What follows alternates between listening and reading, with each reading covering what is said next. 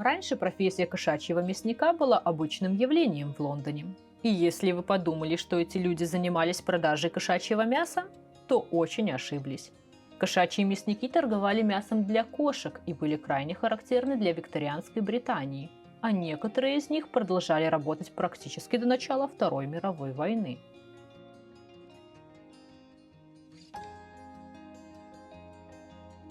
Разросшийся в середине XIX века Лондон стал домом для 3 миллионов населения, и в городе проживало 300 тысяч домашних кошек. То есть своего питомца имел каждый 10-й житель. И каждая приличная домашняя кошка получала свою порцию еды из рук специального поставщика мяса. По подсчетам британского исследователя и журналиста Генри Мэйхью, в 1861 году в Лондоне работало более 300 продавцов кошачьей еды.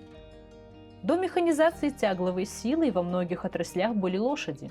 Лошадиное мясо, которое из-за этого регулярно и в больших количествах появлялось у местных мясников, считалось малопригодным для потребления человеком.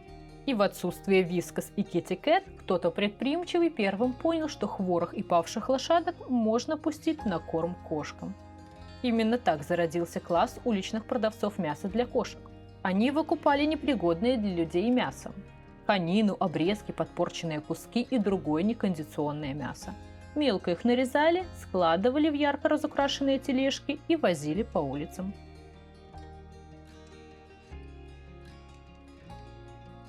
Из описания Мэйфью, которое он приводит в своей книге про лондонских рабочих и бедняков, следует, что лоточники часто продавали мясо для кошек в кредит, и лучшими клиентами считались торговцы, слесари, кучера.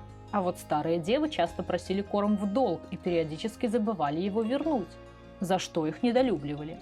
У каждого торговца был свой участок.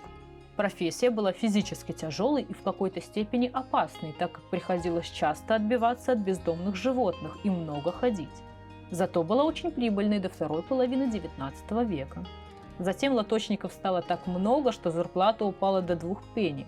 Этой суммы хватало лишь на 2 чашки кофе и 2 бутерброда из хлеба с маслом, либо на 2-пенсовую ночлежку.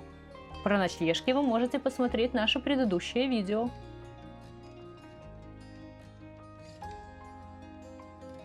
Известно, что подобным образом домашних животных подкармливали и в крупных городах США и Франции. Все изменилось после Первой мировой войны. Во-первых, лошадей заменили машины, и конина стало меньше. Во-вторых, для кошек и собак появились специальные корма. И феномен лоточника с мясом для кошек исчез, оставшись только в воспоминаниях, на фотографиях и в литературе. А пока на этом все. Подписывайтесь на канал и пишите нам комментарии. Всем пока!